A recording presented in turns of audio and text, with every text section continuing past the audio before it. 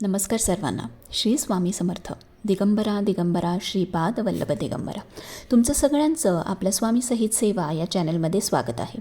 एक विनंती आहे की प्लीज आपल्या चॅनलला सबस्क्राईब करा, म्हणजे सध्या नवीन व्हिडिओज तुम्हाला पाहायला मिळतील. आणि कमेंट बॉक्समध्ये श्री स्वामी समर्थ लिहायला विसरू नका. तर बघा, तुम्हाला सगळ्यांना माहितीच आहे की रविवारी होळी पेटवण्यात येते किंवा होळिका दहन असतं. तर बघा, असं म्हटलं गेलं आहे की होळीच्या रात्रीचे उपाय आपण जेव्हा करतो त्याचं फळ आपल्याला लवकर मिळते.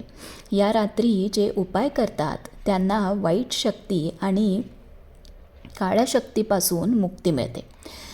तर बघा, तुम्ही जर नोटीस केलं असेल की जेव्हा आपण होळी पेटवतो किंवा जेव्हा होलिका दहन आपल्या सोसायटीमध्ये, आपल्या घराच्या समोर, आपल्या गल्लीमध्ये जेव्हा ती पेटवतो, त्यानंतर किंवा त्याच्या दुसऱ्या दिवशी लोक होळीची राख घरी घेऊन जातात. काही लोक गुपचूप घेऊन जातात, तर काही लोक बिंदास घेऊन जातात. तर या राखेचे काय महत्त्व आहे आणि ती घरी आणून त्याचे काय करायचे आहे ते आज आपण त्याची माहिती आपण या व्हिडिओमध्ये बघणार आहोत. तर मी तुम्हाला इथे होलिका दहन किंवा होळी पेटवल्यानंतर जी राख असते त्याचे काही विशेष उपाय आणि महाउपाय मी तुम्हाला सांगणार आहे. तुम्हाला हे उपाय नक्की करायचे आहेत. ह्यातले बरेच उपाय लोक करतात आणि त्यांना त्याचा नक्कीच फायदा होतो. तर तुम्हाला जसं जमेल तसं ह्या उपायांपैकी कुठलेही तुम्हाला उपाय जेवढे जमतील तेवढे तुम्ही त्या दिवशी नक्की करा.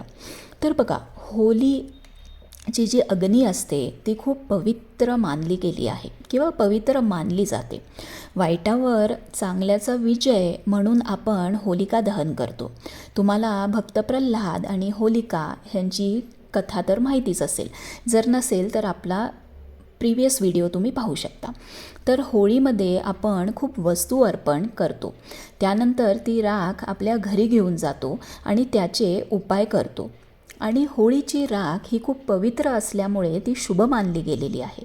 त्यावर देवांची कृपा असते असं सुद्धा म्हणतात.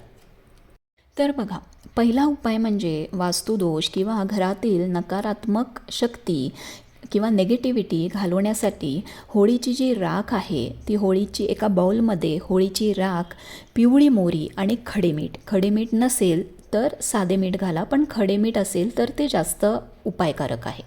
तर असे तुम्हाला एका बाउलमध्ये घालून आपण ती घराच्या कुठल्याही कोपऱ्यात ठेवायची आहे. घरातील सगळी नेगेटिव्हिटी आणि मेन म्हणजे वाईट शक्ती जी आहे त्याचा नाश होतो आणि आर्थिक चणचण पण कमी होते. हा उपाय तुम्ही नक्की आवर्जून करा.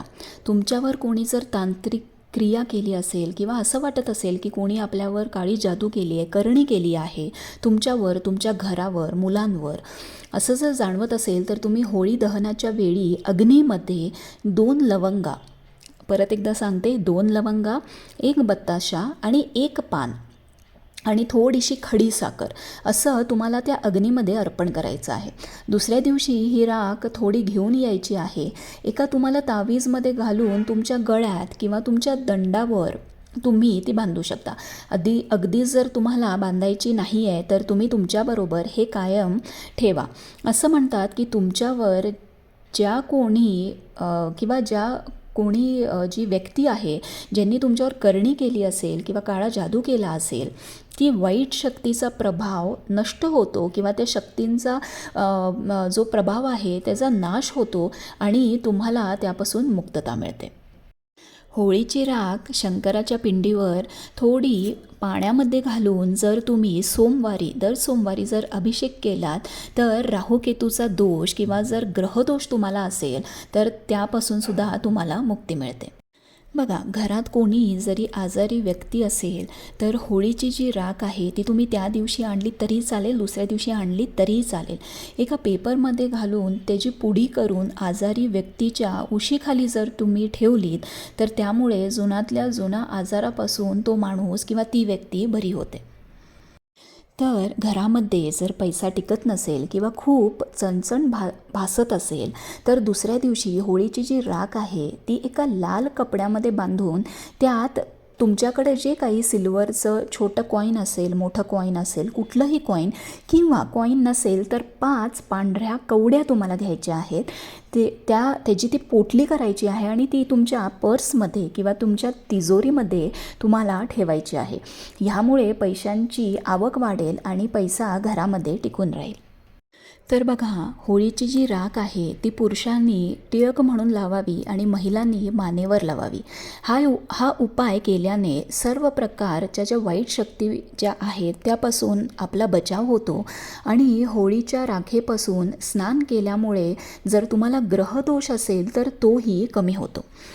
तर तुम्हाला नोकरीमध्ये किंवा तुमच्या व्यवसायामध्ये जर यश मिळत नसेल किंवा तुमच्या कुठल्याही कामामध्ये जर तुम्हाला यश मिळत नसेल, खूप अडथळे निर्माण होत असेल, तर होळी दहनाच्या वेळी होळीची जी अग्नी आहे त्याच्या तुम्ही उलट्या प्रदक्षिणा घालायच्या आहेत आणि होळीची जी राख आहे ती तिथल्या तिथं लावून घ्यायची आहे. प्रार्थना करायची आहे की तुमच्या सगळ्या अडचणी जळून इथे खाक होऊन जाऊन दे आणि तुम्हाला नोकरीमध्ये किंवा तुमच्या व्यवसायामध्ये फायदा होऊन दे. तर बघा, होळीच्या राखेपासून हे जे विशेष किंवा महाउपाय जे आहेत ते तुम्ही नक्की करायचे आहेत. हे जे रिझल्ट खूप सुंदर आहे. ही फक्त राख नसून एक विशेष विभूती आहे असं तुम्ही समजा. तर ह्या उपायांपैकी तुम्ही कुठला पण 1 किंवा 2 किंवा तुम्हाला जमेल तेवढे तुमच्या सोयीनुसार तुम्ही उपाय नक्की करा. उपाय करताना खूप श्रद्धेने करा, म्हणजे त्याचं फळ आपल्याला नक्की प्राप्त होतं. मनामध्ये उपाय करताना अजिबात शंका असता कामा नये. होळीच्या तुम्हाला आणि तुमच्या परिवाराला स्वामी सहित सेवा यांच्याकडून खूप खूप शुभेच्छा. तुम्हाला जर काही प्रश्न असतील तर कमेंट बॉक्समध्ये नक्की विचारा आणि जे उपाय मी सांगितलेले आहेत त्यापैकी उपाय करायला मात्र विसरू नका. या राखेचं खूप महत्त्व आहे आणि हे तुम्ही जेव्हा उपाय कराल आणि तुम्हाला जेव्हा रिझल्ट मिळतील तेव्हा तुम्हाला या राखेचं महत्त्व कळेल. श्री स्वामी समर्थ.